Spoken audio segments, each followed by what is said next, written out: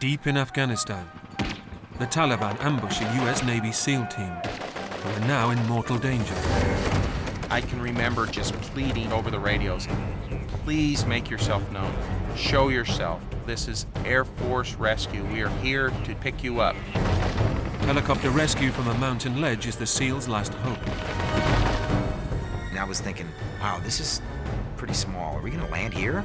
And I'm like, holy crap, if we bump over 15, 10 feet, whatever it may be, we're gonna hit that wall. The Special Operations' own rescue helicopter has just been shot down.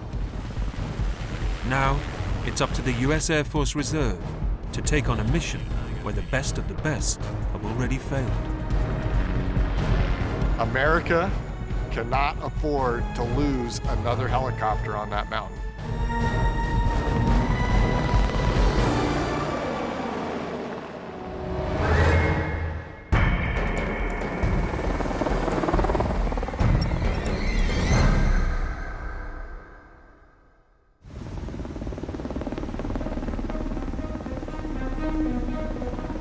High above the Gulf of Mexico, a US Air Force Pave Hawk helicopter is low on gas. Melbourne Tower, Charlie 11. Charlie 11, Melbourne. Yeah, good afternoon. Charlie 11's just off Patrick, south along the beach. I'd like to transition your key, if we can, to the south. Charlie 11. These volunteer pilots are with the 920th Rescue Wing, the only reserve rescue wing in the US Air Force. Charlie 11, K55, you can proceed up track. We're going to chase you. They're rehearsing the delicate art of in-air refueling. It's a vital skill they'll need to fly combat search and rescue missions in Afghanistan.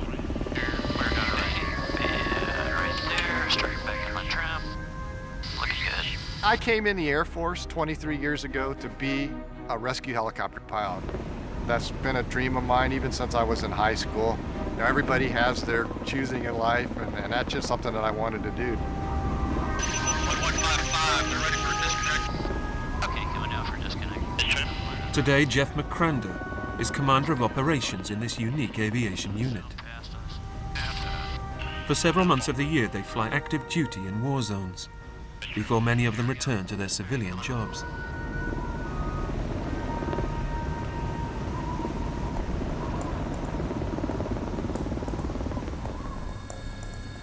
In the summer of 2005, 2 helicopter crews from the 920th are nearing the end of their tour in Afghanistan. We'd have maybe a couple, 2-3 day turnover and then be home, and we already had plans for the 4th of July and parties, and unfortunately none of that happened. Of course, all good war stories start with there I was. So there I was getting ready to take a shower, and my roommate comes running in and says, hey, your radio just went off and they want you to report to ops right now with a 3-day bag. This 3-day operation will be a daunting challenge.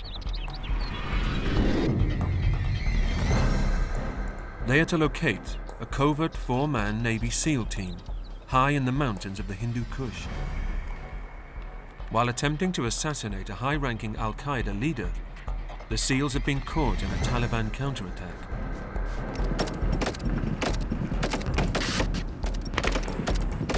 Finding themselves completely surrounded, they call for help.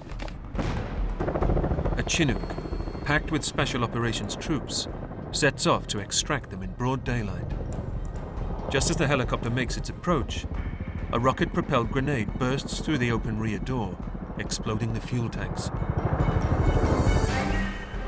Everyone on board is killed. It's the single biggest loss of American life in the Afghanistan war. Reeling from this devastating blow to their rescue effort, Special Operations Command turned to the reservists of the 920th Rescue Wing for help.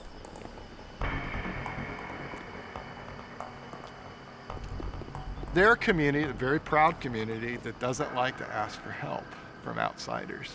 And so the initial reception was a little bit cold. Oh, I got a smart pack for you. I think that they definitely look down on us, question our training, our crews, our capabilities.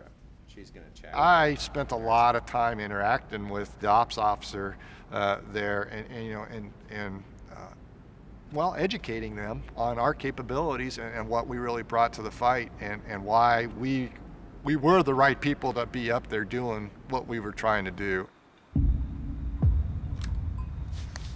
Our confidence was high that if there was somebody there and they were alive, we were going to find them. Skinny will be leading his men into the same valley where the Taliban shot down the Chinook. But instead of the lumbering Chinook, Skinny's crews will be flying one of the most sophisticated helicopters in the world, a toned-up version of the famous Black Hawk. We call it a Pave Hawk. The Pave Hawk is a rescue pilot's dream. This is our hydraulic hoist that has 200 feet of cable. Using its in-air refueling probe, the Pave Hawk's pilots can fly non-stop for 14 hours. Another great thing about the aircraft is this FLIR turret and color weather radar. Its infrared camera and color radar enable it to fly in virtually any weather, day or night. And it has anti-missile defenses. It's a very awesome helicopter.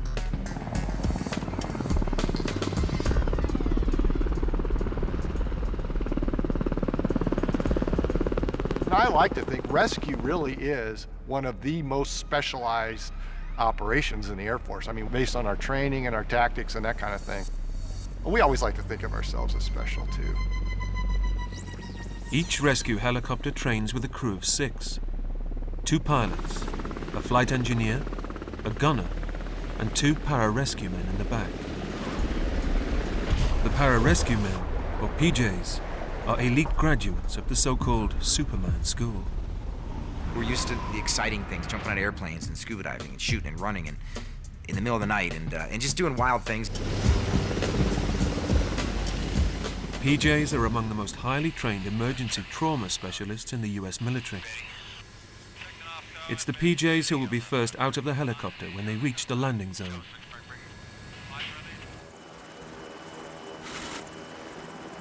Shortly before nightfall, Skinny's 2 crews set off for their search for the SEAL team, but they have limited information on where to look.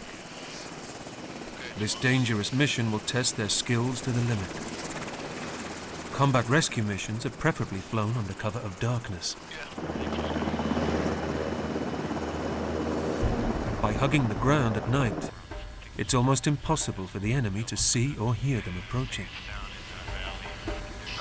To enable the pilots to see in the dark, they wear night vision goggles. These image intensifiers amplify the available light from the moon and the stars by up to 5,000 times onto a green phosphor screen. The human eye can distinguish more shades of green than any other color. With the goggles on the helmet and in, I'm going to get the diopter setting. When I first started flying goggles in pilot training, it was very difficult to try to look through what I envisioned as toilet paper tubes. You have zero peripheral vision. You constantly got to keep your head on a swivel. It just was difficult. As you can see, they're out away from my eyes. But over time, as you got more and more goggle experience, it starts becoming second nature. And now, of course, we don't even think about it. If it's cloudy or overcast, they can also use their infrared camera to navigate the mountain passes at night. It detects heat, even when there is absolutely no light. Having been baked all day by the sun, the ground registers as a glowing image in the cockpit.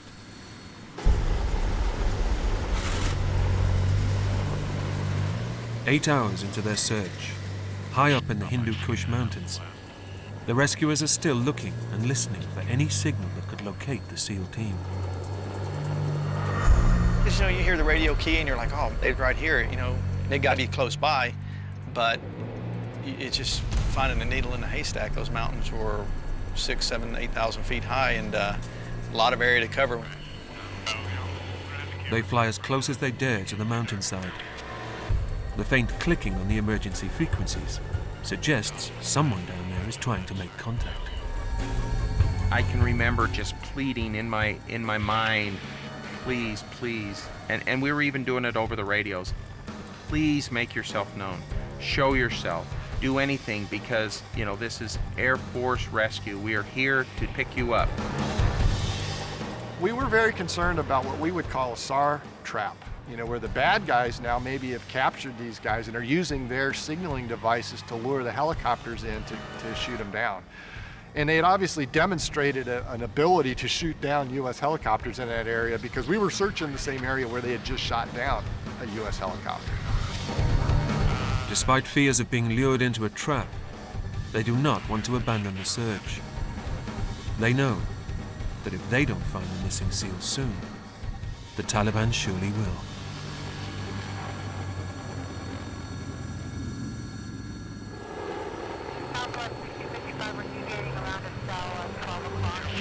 It's been a long night for the combat search and rescue crews. After hours of searching, they've still not made contact with the missing SEAL team. They return to base before sunup takes away their cover of darkness.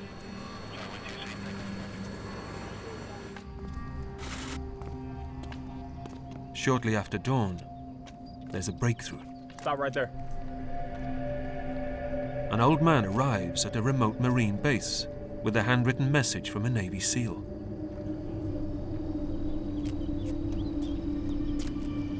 The SEAL's name is Marcus Luttrell. He reveals that he is the sole survivor of the 4-man Special Forces team. The others have been killed in an ambush, and he is badly wounded. Luttrell is being sheltered in the old man's village, which has been blockaded by the Taliban. Within hours, the helicopter crews have a satellite photo of the mountain village where Luttrell is hiding. Now Skinny must devise a rescue plan. First to pick up Luttrell, then to recover the bodies of his fallen comrades. As a flight lead, you feel a lot of responsibility, because all these guys are your guys, and it's your job to get them in and get them out so they can get back to their families. And it's just one of those things where you kind of stand there and say a prayer, and it's like, oh Lord, please don't let me screw this up. This is the moment every combat rescue pilot dreams about, yet dreads. It's when they must put to the test their years of training. On combat missions, their tactic is to use 2 helicopters to protect each other. Flying into a dangerous landing zone, or LZ, is a skill they practice back home in the Arizona desert. Most of our training is to be able to get into and out of an LZ, 1, as fast as we can, and 2, having tactics where we can cover each other. The lead aircraft makes a fast, low-level pass over the landing zone to draw enemy fire. It then pulls up hard and high, leaving the second aircraft to slip in for the pickup.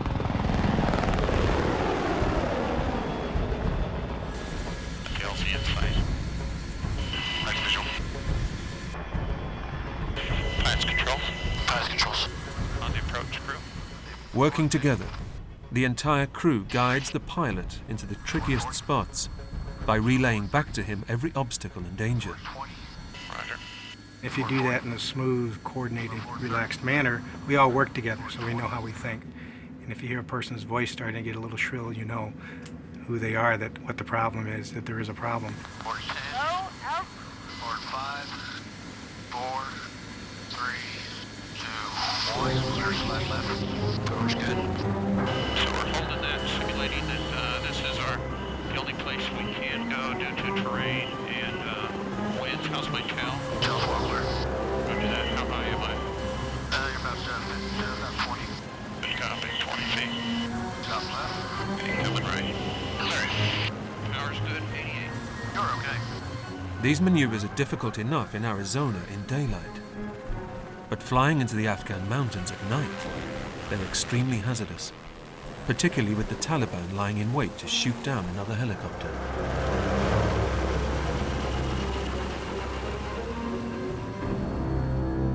On this mission, Skinny decides he will go first in the lead helicopter and drop a glow stick to mark the landing zone.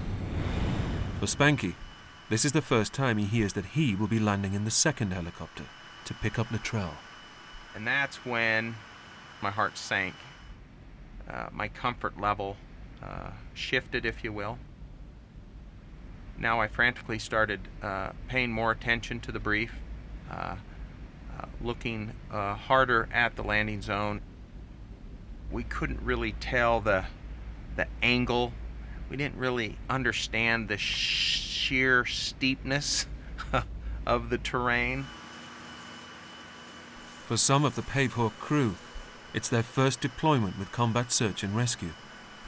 They seriously underestimate the challenges that lie ahead. One of our senior gunners came up to me and he was like, "Do you know that some of us wait our entire careers for one of these?" I had no idea what he's talking about. I was just going back to get a couple pairs of underwear and toothbrush and toothpaste, and I really didn't know what I was getting into. Piece of cake. Not gonna be a problem at all because it looked like a big football field. We're like, hell yeah, we'll come in and do a run-on landing. We just figured, hey, it's just not a big deal. For the more experienced crew members, the fear of failure is all too real. You start thinking about your family, about my 4 little boys at home and my wonderful wife, and just saying, you know, if not just for them, don't screw up. Both shots, you guys have a good flight. Be safe. Roger that, thanks. Now I know the route we're taking. I realize where we're flying through. We're flying in the same area, the same valley that the Chinook had just recently been shot down. And what I found out again that day was that it's within about 2 miles from the location where we watched a guy on the mountain shoot an RPG at our aircraft, and it actually went between the lead and a trail aircraft. So the RPG went right in the middle of our 2 aircraft, and I'm thinking to myself, wait a minute, they've shot at us once. The next time they shot at somebody, they shot them down. We're flying back into that exact same area. I guess it became real at that point. This time, the US command is leaving nothing to chance. One of the biggest combat rescue operations ever mounted in the war is underway. Their task, to rescue Luttrell and retrieve the bodies of his fallen comrades. On the ground, Army Rangers creep towards their target. In the sky, Apache attack helicopters and A-10 Warthogs will target the Taliban positions. A giant refueling aircraft will provide backup. And flying high above the whole operation, a Spectre gunship. At the moment of rescue, this will illuminate the landing zone with a night sun. A giant infrared spotlight invisible to the naked eye, but clear to everyone wearing night vision goggles. With so many people involved, radio chatter crowds the airwaves. Intensity of the calls got louder and louder and quicker, and until it was at times some guys, it seemed like were screaming on the radio.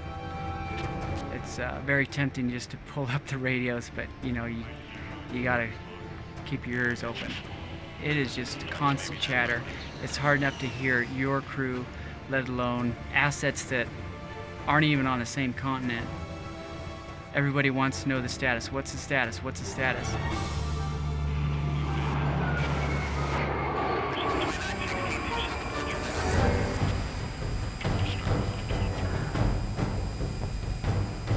As the Pavehawks speed on to their destination, one call penetrates the radio chatter.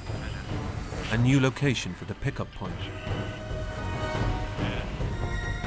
The coordinates for the survivor have changed by 2 kilometers. In this steep mountain terrain, a difference of 2 kilometers could mean landing on a valley floor or on a cliff face. That sparked a little helmet fire for me. We're inbound, we're freaking 3 minutes out from the LZ, and I'm like, I don't need a grid coordinate right now, because I can't come in focused inside this aircraft and put that in fast enough. Not good. No. I couldn't tell any difference. There's no difference in distance, there's no difference in time, and at this point, even with my helmet on, I'm sure I was pulling what little hair I had left out. Despite the last-minute confusion from Command HQ, Skinny tells his co-pilot, JP, they have to go in. an extra decimal place on the end of the coordinates has almost jeopardized the entire mission. It turns out, due to a misapprehension of what the scale of the maps and the coordinate format that they were using, the actual objective did not change the 2 kilometers that we were told.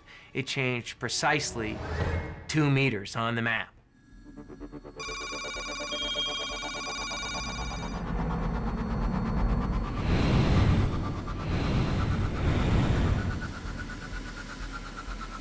Now Skinny and Spanky make their final approach. They turn off the main river valley and begin a steep ascent. The moon isn't up yet, and clouds shrouding the mountains are blocking what little light there is from the stars. Once we turned up the canyon, it seemed to get darker. There was not very much illumination at all. Our goggles were basically almost shutting down because of that. Now, to see in the dark, they have to rely on their infrared camera. The small screen displays the residual heat from the mountain rocks, outlining the horizon ahead.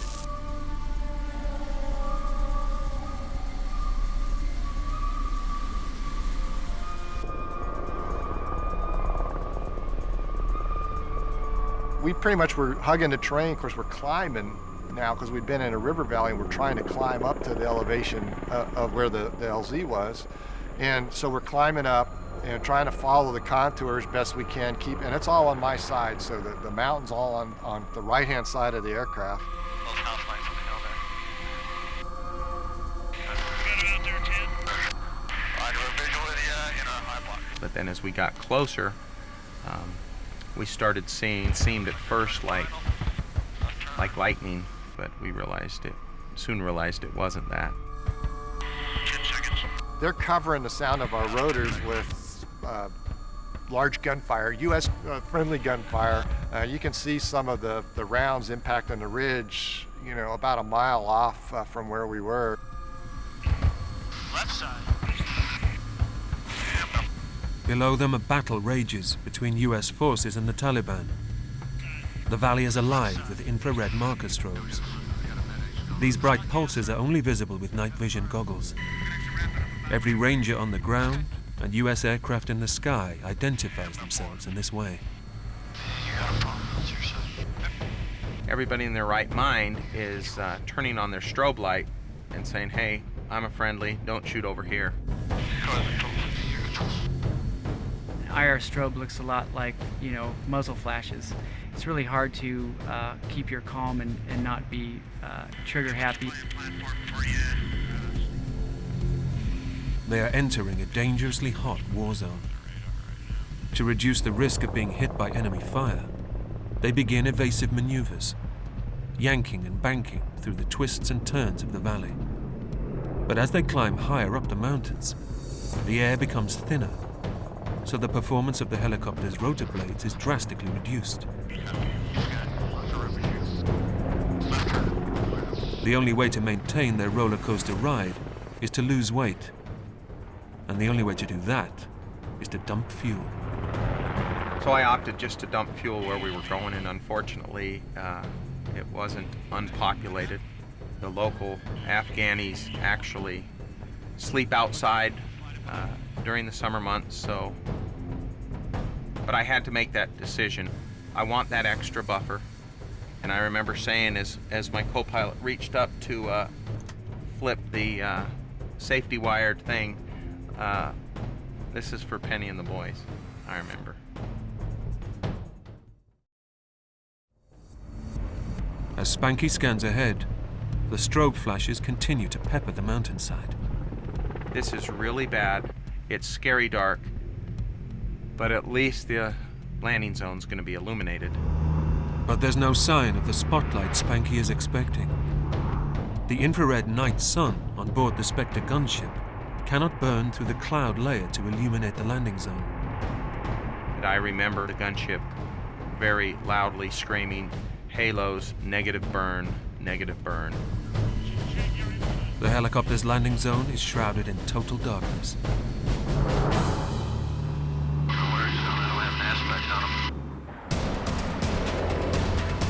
Deep in Afghanistan, a massive combat search and rescue mission is closing in on its target. Navy SEAL Marcus Luttrell. On the ground, a battle is raging between US forces and the Taliban. In the air, the helicopter pilots have a problem. On their final approach to the pickup point, they're flying blind. The Spectre gunship, flying high above, is still unable to shine its infrared spotlight through the layers of cloud. Flying much lower, the A-10 Warthogs begin attacking the Taliban positions.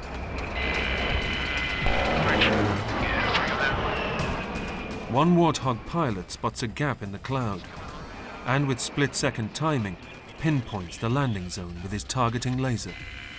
It's just a beam of light exactly where I needed to land. It was like the finger of God. Like, there's a LZ. That's how we got a really good sight of what the LZ looked like. This landing zone is no football field. It's a tiny shelf hacked from the side of a mountain. To be honest, it was it was the size of an LZ that I don't think pilots would even land in the daytime if they really had the chance. I mean, I was thinking, wow, this is pretty small. Are we gonna land here? Okay, I'll come around pilots controls for the pilot control. Brandy or Dogbone got any cam lines? Flight leader Skinny prepares to drop the glow stick that will mark the spot where Spanky is to land in the second helicopter. Yeah, shot it right over. Okay, 100 feet. 3, 2, 1. Ignoring all the gunfire, Skinny scores a bullseye with the glow stick and banks steeply away to draw enemy fire. If the Taliban take the bait, the path should now be clear for Spanky and helicopter number 2 to make the pickup. On the approach. Because once he calls on the approach, then we give him altitude, airspeed, and we're looking at the ground, looking for obstacles, and they're clearing us into the LZ. Just over, please. You're listening to the pilots talk amongst themselves, and you've got the engineer and the gunner. They're all discussing this. It's such an interactive process to fly a helicopter. You wouldn't believe it, but especially in that context, it was unbelievable. And the LZ starting to come into view there. 2, 1, clear slide left, 10. Power's good. Okay. I never got the sense that it was going to be that tricky. I knew it was going to be a bit hairy. Low altitude. As commander, Spanky takes the controls for the final approach. Pilots control. Pilots controls. Yeah, I got him. Here, you can take it. I remember Dave Gonzalez had his hands up on the throttles in order to go to emergency lockout to give us more power if that was the case. Looking good, crew. Plenty gas, 2,000 pounds. Power's good, 65. Setting up for the landing, I thought, I think it's actually going to work. And then it all went south in a hurry.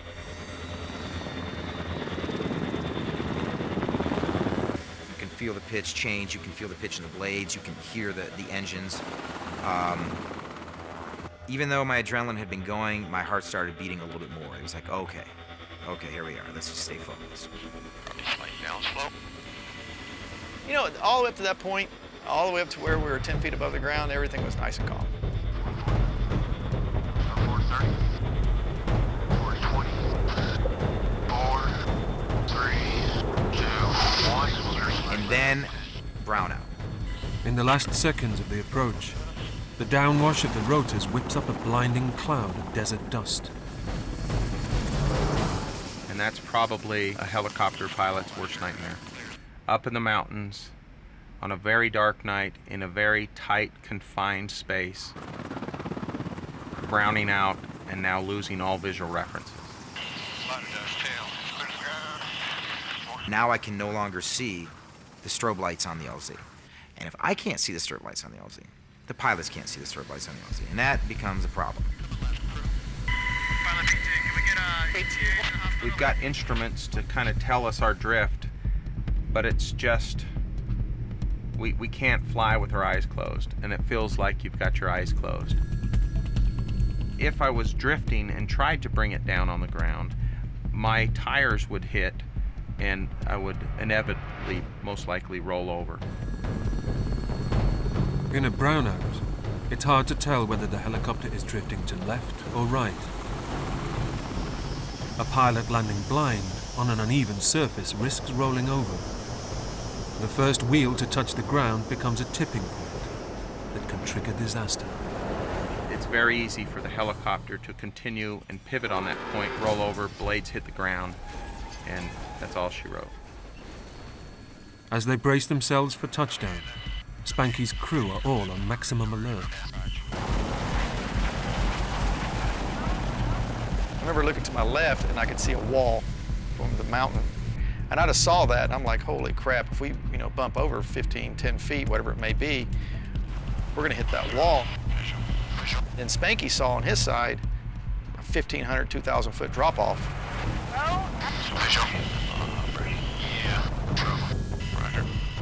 On a narrow ledge in a brownout, there's little room for error.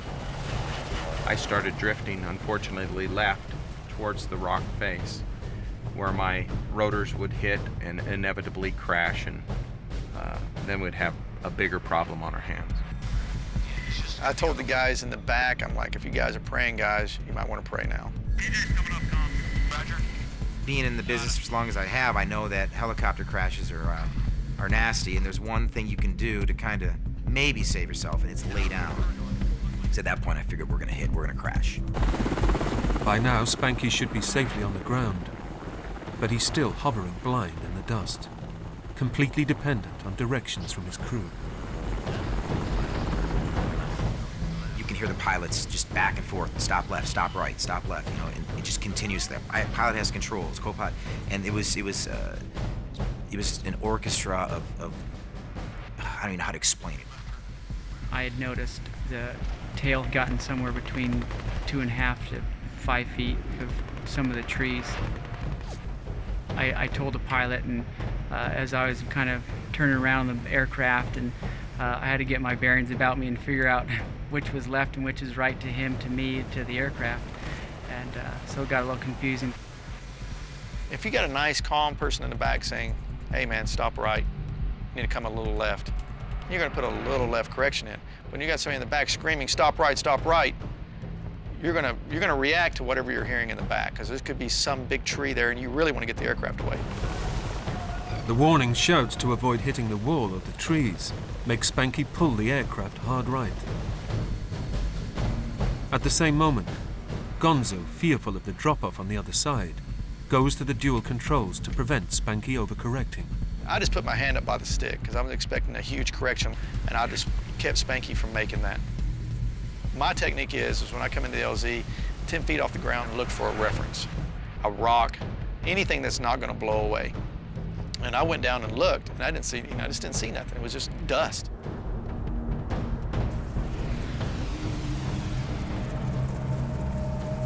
Things started going in slow motion.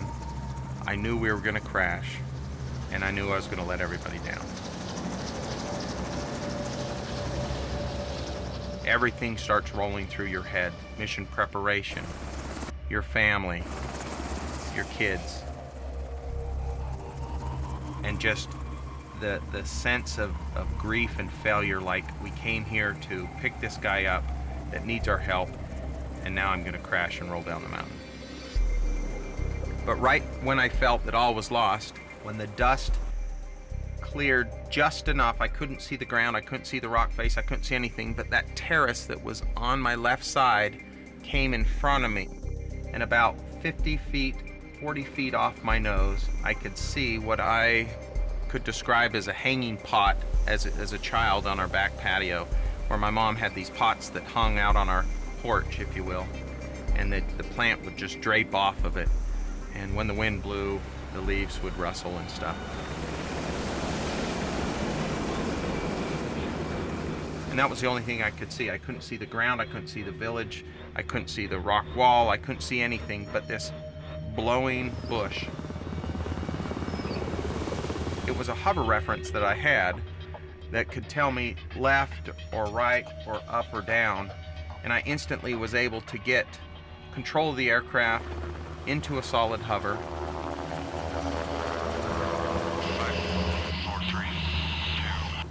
Only when the dust settles do they realize the incredible tightness of the landing zone.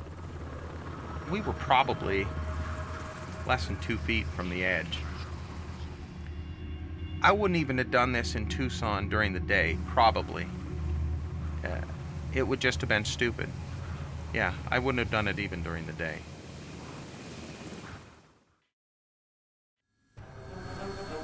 And be advised, PJs will be egressing on the right side of the aircraft. We landed. Their job is done. Well, for the meantime, my job begins. So we jump out, and as we're coming out, I see something directly straight behind the tail rope. Whatever this is coming at us, we don't want it to get anywhere near the helicopter. You have to kind of protect the crew as well. It's part of the deal.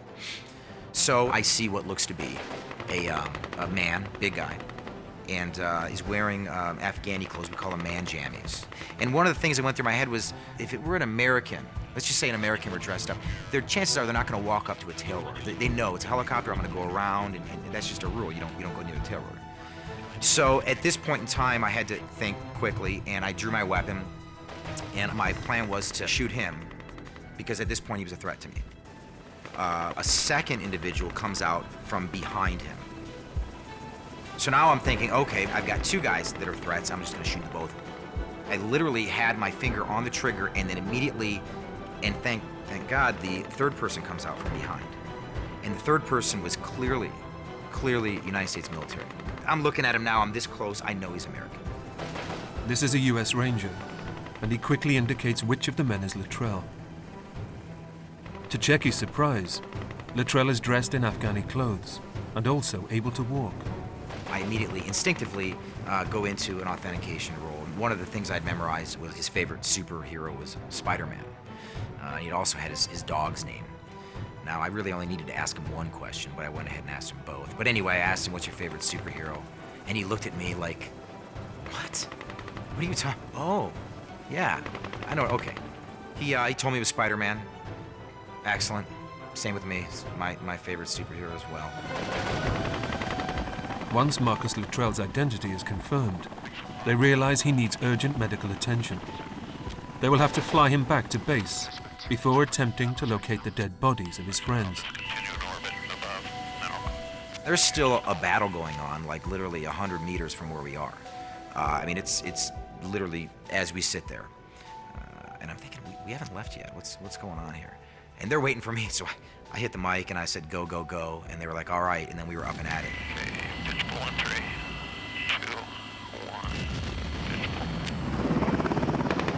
1. I pulled straight up and then just dove off of the cliff into the dark hole. And then, of course, all the chatter came back on the intercom. Everything was going crazy. I looked at Marcus. I started talking to him. He sat in a corner. It was kind of surreal at this point. I kind of realized that we just rescued him, and this guy, you know, and all of his buddies are dead. So as I look into Marcus, I got my night vision goggle and I'm focusing it. And I just want to get a good look at him, and you could see the look in his eyes. You could just see the intensity that this guy had been through, and I don't even know how to explain what I saw, but it was pretty amazing. I tapped him on the shoulder. I shook his hand. I said, "Welcome home, brother." With only 5 minutes of fuel remaining, they just make it to a forward base where they deliver Marcus Luttrell. With his legs full of shrapnel, a SEAL to the end, he insists on walking to the medical unit.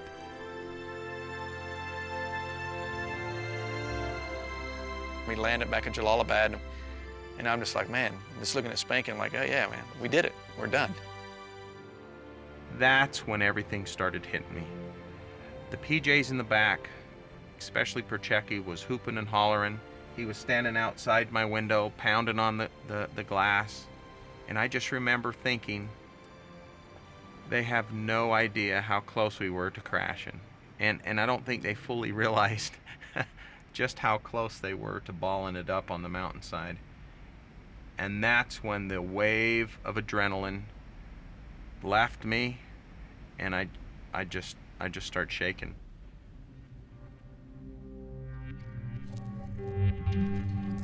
Spanky's thoughts are now 7,000 miles and half a world away.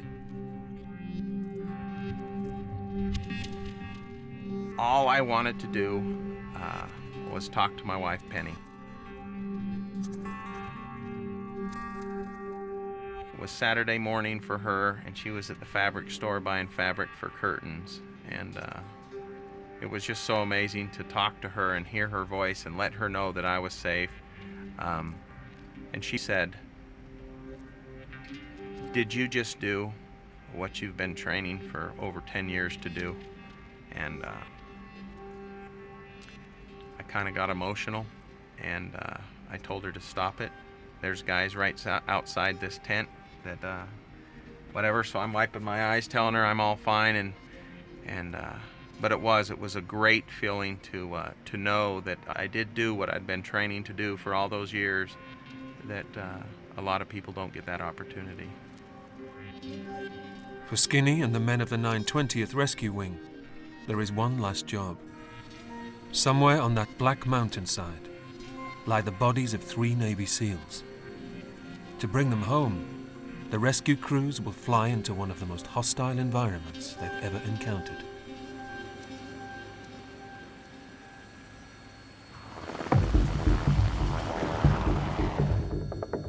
Having saved Navy SEAL Marcus Luttrell, the 920th Rescue Wing prepares for an even riskier mission.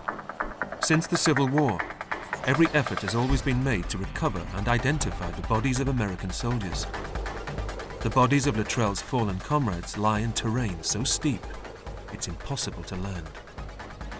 Instead, the helicopters will hover to allow the para-rescuemen to rappel down.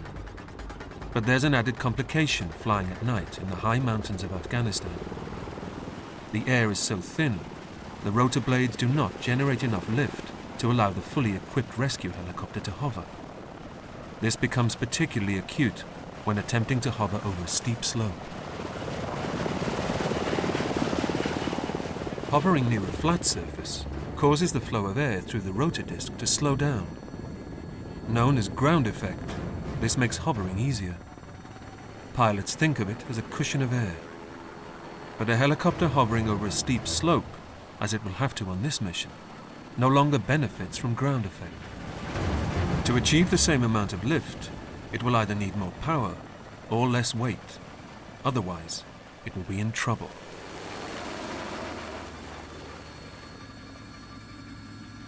Before they take Checky and the para-rescue men back in again, they'll need to drastically reduce their load. How do you lighten these helicopters? Well, you take these big heavy fuel tanks off. You take these big heavy machine guns off. We thought it just might work. They pulled everything off of that helicopter that wasn't nailed down, and they pulled off some things that were nailed down. I made the hard call to say, we're gonna pull all the weapons and ammo off too. I was like, what? What do you mean you're going to take the guns? I was told in tech school that when you deploy, you'll never take your hand off the weapon. Well, that didn't really work out so well. I even went so far as to remove the body armor in the back of my vest, just because that's really heavy. Of course, I didn't tell anybody that, because that's a no-no. At their pre-flight briefing at Bagram Air Base, a senior officer reminds Skinny of the fate of the downed Special Forces Chinook. He basically said, America cannot afford to lose another helicopter on that mountain. I mean, those were his words to me. Where we were going in, the 47 had crashed just on the other side of the same mountain that we were about to go and hover on. This time it's Skinny who'll be making the pickup. In the middle of the night, they fly out to the place where US Rangers on the ground have found the bodies of the SEALs.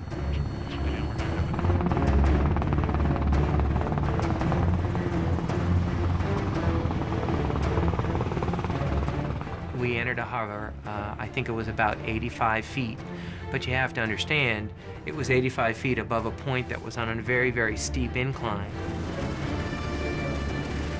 And there were basically about 40 to 60 foot trees all around the LZ, but there was a fairly clear area that was just big enough for me to kind of snuggle down inside of that, where, you know, I'm kind of looking at the top of the trees out my window. So here I was looking straight out of the aircraft, trying my best to keep Skinny away from drifting towards these trees as he's getting calls from both crew members in the back as to exactly where to place his hoist hook. Surrounded by gunfire, the PJs now rappel down to locate the bodies.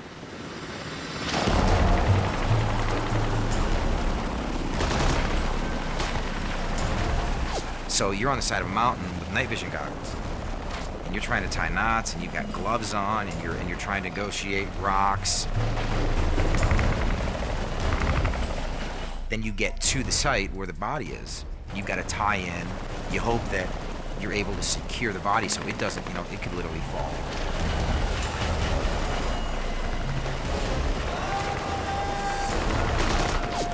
Hovering above the PJs, the Pavehawk's engines strain to maintain lift. You've got rock slides from the top of the mountain coming down on you. And you got to remember, you're a combatant in a wartime theater. So you've got to post teams all around to secure that operation so you don't necessarily have to worry about shooting when somebody else hopefully will be shooting for you. So there's a lot going on. As ground troops exchange fire with the Taliban, the PJs secure the bodies.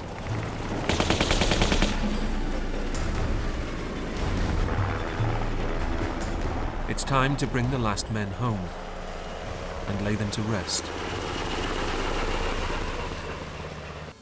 Tower Charlie 2-2 at the HTA Gulf Links departure. I realized halfway home, it's 4th of July. And I said, you don't get much more patriotic than this. Someone, I wish it was me, but it was not, had the forethought to take 2 American flags. It was a wonderful touch and a wonderful service that these guys did, covering the body bag with the American flag to hail them appropriately. That was a pretty emotional moment to realize that what we had just been through, these guys had been through a lot more, obviously, and paid the ultimate price for their activities. But I mean, here we had just gone through all this stuff to get these. And I mean, it was kind of an emotional breather.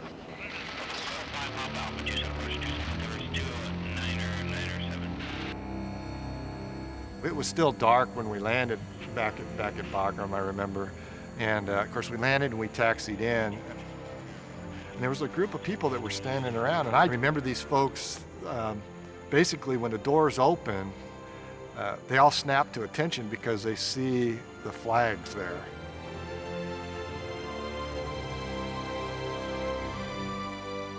With outstanding bravery, the men of Air Force Reserve Combat Search and Rescue have saved Luttrell and recovered the bodies of his comrades.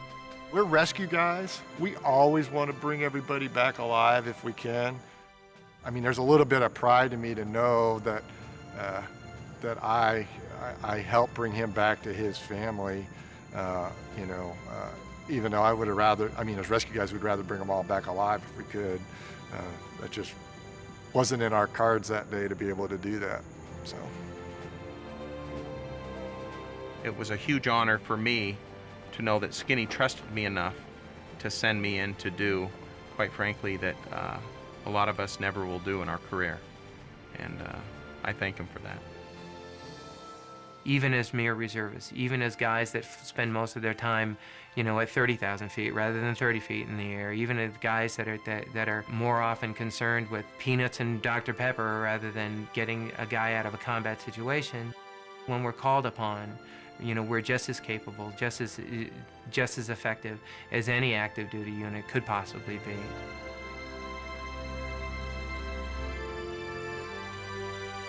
For their heroism, each crew member of the helicopter rescue team was awarded the Air Force Medal. Spanky now helps devise the latest rescue procedures. Checky is training to be a doctor. And Skinny now has 4 squadrons under his command.